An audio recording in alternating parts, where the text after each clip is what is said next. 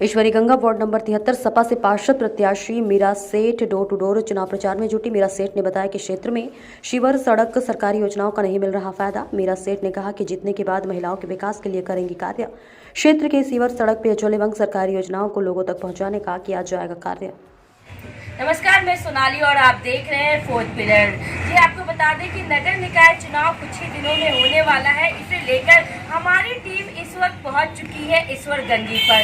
जी आपको बता दें कि हमारे साथ यहाँ पे इस वक्त मौजूद है सपा से भावी प्रत्याशी मीरा सेठ जी। आइए उनसे बातचीत करते हैं कि किन मुद्दों को लेकर इस बार वह चुनाव में उतर रही है। आइए उनसे जानते हैं। मीरा जी, सबसे पहले हमारे दर्शकों को अपना पूरा परिचय दीजिए। जी, मैं समाजवादी पार्टी से प्रदेश सचिव हूँ जी और सन 2000 से मैं जुड़ी हुई हूँ पार्टी के लिए। कुछ दिन तो जौनपुर में थी, लेकिन 2004 से बनारस में मैं जुड़ गई और तब तक लगातार जनता के काम करती हूँ। महिलाओं की समस्या हो, किसी पुरुष का समस्या हो, थाना हो, कोर्ट हो, कचहरी हो, महिला के रो देती, बिजली का बिल हो, तो उनके लिए मैं काम करती हूँ। मीरा जी, आपके क्षेत्र में कई लोगों से हमने बातचीत भी की है। सबसे पहले हम आपसे यह जानेंगे कि आप इस बार चुनाव में उतर रही हैं। मैं तो मुद्दा यही चाहती हूँ कि मेरी बहनें जो हैं घर में घरेलू महिला हैं, वो किसी बात से दुखी न रहें। उनके साथ कंधे से कंधा मिला के मैं चलना चाहती हूँ। उनकी हर समस्या पूरा करना चाहती हूँ कि कोई भूखा न रहे, कोई काम मिले तो करे।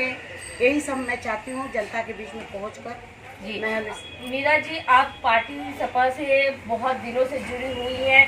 क्या आपके कार्यकाल में कितने कार्यकर्ता भी हैं? क्या कुछ किया है अभी तक आपने समाज सेवी के रूप में, वो हमें हमारी जनता को बताइए। जी, हम तो जनता के लिए वृद्धा पेंशन हो, समाजवादी पेंशन हो, दवा दर्पण का ये पैसा पास कराती हूँ। हमारे अखिलेश भैया जी, एक महिला पीड़ित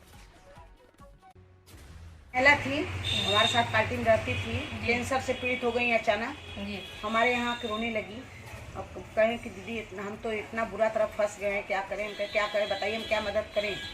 हमने उनको सुरेंद्र पटेल जी के यहाँ लेके अपने राज्य मंत्री के यहाँ गए। जी हम बोले कि बाबूजी, और देखिए ये महिला कैंसर से पीड़ित है, इसकी कैसे मदद की जाए? वो बोले ठीक है, पूरा बायोडाटा लेके आओ। मैं बायोडाटा ले गई। हमारे अपने भैया उनको 5 लाख रुपया दिया। जी, 5 लाख रुपया उनके खाते में आया, उसमें हॉस्पिटल में वो आया, उससे वो दवाई पी और संजोग था नहीं बच पाई। बोले आगे और जो मदद रहेगा। ऐसे किसी को 2.5 लाख, किसी को 2 लाख दिलवाए हैं, वृद्धा पेंशन दिलवाए हैं और समाजवादी पेंशन दिलवाए हैं। बहुत सारा काम किए। मशीन महिलाओं में विधवा महिलाओं में मशीन बंटवाए हैं। ये सब काम हम करते हैं तो हमको अच्छा लगता है करने में। साड़ी हम अपने पास से महिलाओं को बांटते हैं। कोई भी कार्य रहता है तो ऐसा कोई कार्य नहीं है कि जो हम महिलाओं हमको न जानती हों या महिलाओं का समस्या न सुने। महिला का भी सुनते हैं, पुरुष का भी सुनते हैं। किसी का कोई बात हो गया, किसी मियाँ बीवी में लड़ाई हो गया, वहाँ जाके सुलझा देते हैं। थाना भी है, हमारे थाना एसओ लोग भी अच्छे हैं। कोई समस्या लेके जाते सुन देते हैं। मेरे पार्टी के लोग हैं, जो नहीं हो पाता है तो उनसे बात करते हैं कि भैया ये काम फंस गया है। बोले दीदी तुम जाओ काम करो। तुम्हारे बगल में प्रदीप जायसवाल है, हमारे प्रदेश अध्यक्ष हैं। उनसे बोलते हैं भैया, बड़ छोटे हैं लेकिन भैया बोलते हैं भैया ऐसा काम फंस गया थाने पर, क्या किया जाए? तुम जाओ, बेधड़क जाओ, आप अपना काम करिए। आप खुद नेता हैं, अखिलेश भैया का सिपाही है, आप जाइए। नहीं हो तो हम लोग से बताइएगा, तो मैम हो जाता है हम लोग का काम। अब यही हम चाहते हैं कि हम बने रहें जनता के बीच में, जब तक जीवन रहे काम करें उनके लिए।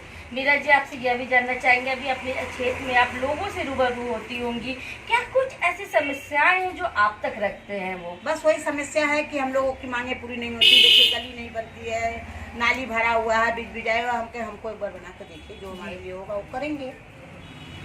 देखिए, आप एक महिला भी हैं, तो महिलाओं के लिए क्या कुछ सोचा है? अगर आप जीत जाती हैं इस बार पार्षद जीत जाते हैं तो महिलाओं के लिए जो उनकी समस्या रहेगी वो पूरा करेंगे। जी, वादा तो नहीं कर रहे हैं जी, मतलब हमारी तमन्ना है कि हम महिलाओं के बीच में रह कर महिलाओं के लिए काम करें।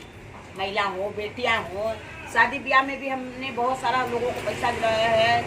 अब हमारी समाजवादी आया था पार्टी का, तो हम न जाने हजारों लोग को पेंशन दिलवाए, समाजवादी पेंशन। और भैया हमारे दिए।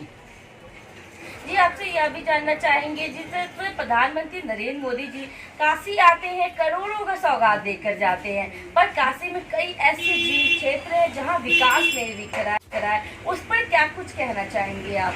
बताएं मैम, जैसे वो हमारे प्रधानमंत्री, हम उनके बारे में क्या बता सकते हैं। जी। वो अपने दिमाग से तो अच्छा ही करे, लेकिन जनता ने त्राही मची हुई है और हम उनके बारे में क्या बोलें। जनता को चाहिए रोटी, कपड़ा, मकान जी। और सुकून से जीना। जो उन्होंने रोजी रोटी छीन लिया, बस हम इसी के लिए हम लोग परेशान है कि जनता को रोज खाना कमाना है, इसके लिए। और हम वो क्योंकि तो कई सारी सरकारी योजनाएं हैं जो लोगों तक नहीं पहुंच पा रही है, तो उस पर क्या कहेंगे? फिर भी सरकार का दावा है कि वो पहुंचा रही है, क्या कहेंगे आप? सरकार तो, मोदी जी तो कहते हैं कि बेटी बचाओ बेटी पढ़ाओ, ठीक है। अभी हम लोग बेटी बचाओ पढ़ाओ में डीएवी कॉलेज में गए थे। जी जी। एक लड़की का नाम काट के निकाल रहे थे, अच्छे नंबर से पास हुई थी, पढ़ने में भी तेज थी जी। हमने गए अभी 10 दिन हो रहा है, तो हमको ये बताया दिया कि बेटी बचाओ बेटी पढ़ाओ तो सरकार लागू करती है जी। और जहाँ हमारा पास का स्कूल है वहीं पढ़ाएंगे, तो आपकी बेटियों को निकालना है स्कूल से। तो सर बोले कि मैम ऐसा है कि बच्चे बहुत सारे हो गए हैं, अच्छा, तो हम इनको निकालेंगे नहीं तो कैसे दूसरे भरेंगे। हमको उनको कहाँ निकालना है, तो लड़कों को निकालिए ना जी। लड़कों को निकालिए। बेटी को तो हम सुरक्षा के लिए आपको दे रहे हैं, मोदी जी तो यही कहे बेटी बचाओ बेटी पढ़ाओ, तो बेटी कैसे निकालेंगे? जी। बेटी कहीं और भेज सकते हैं हम। जी। ये सब बातें हुई। और प्रधानमंत्री की योजना जो जैसे है, कई सारी आवास योजनाएं भी आई हुई है, ऐसा तो कोई वृद्धा पेंशन आया योजना है, आई हुई है, ठीक पर है। लोगों तक नहीं पहुंच पा रही है अभी तक। मैम लोगों तो क्या पूछेगी, अब जैसे बोले हैं कि बैंक से लोन ले लो तुरंत, ऐसा कुछ नहीं होता है। लाभ नहीं उठा पा रही कोई जनता। लाभ नहीं उठा रही है जनता, खाली कहने की बात है। बैंक में जाओ तो वहाँ घूसखोर पहले बैठे हुए हैं, हमको इतना दो तो तुम्हारा पास करेंगे, ये लेके आओ वो लेके आओ फलान लेके आओ, ऐसा कोई काम नहीं होता है। कोई योजना मोदी जी का कहीं आवास तो किसी को नहीं मिल रहा है, कोई को कुछ नहीं मिला, क्या योजना है? जी। मोदी जी तो पास कर रहे हैं, लेकिन जनता तक पहुँचे तब ना। सही। जी, ये भी जानना चाहेंगे, अगर आपको यहाँ की जनता चुनती है, आपके क्षेत्रवासी चुनते हैं, तो क्या कुछ उम्मीद रख सकते हैं आपसे? उम्मीद रखेंगे, देखिए मोदी की सरकार है, यदि ईश्वर करे मेरी सरकार आ गई समाजवादी पार्टी का, जी। तो हम जो जनता को मांगेंगे। इस बार पार्षद चुनाव के लिए वो आपको जिताती है, तो क्या कुछ आप करेंगे अपने क्षेत्र के लिए? अपने क्षेत्र के लिए तो हम जो भी बनेगा, जो जनता की मांगे रहेगी उसको करेंगे। क्या वोट अपील करना चाहेंगे यहाँ की जनता से? अब यहाँ के जनता से तो अपील करेंगे कि एक बार हमें भी चुन के देखिए। जी। एक बार हमें भी चुने भाई। जी। अब तक तो आपने चुना, हमने तो नहीं कुछ बोला, हमको जानती है हर जनता, पहचानती है हर क्षेत्र, हमको पहचानता है, इससे कोई बात नहीं है। लेकिन अब चुनना तो उनके ऊपर है ना, हम तो उनसे यही अपील करेंगे ना, एक बार हमें भी जिता के देखें जी। कि हम उनके लिए क्या कर सकते हैं।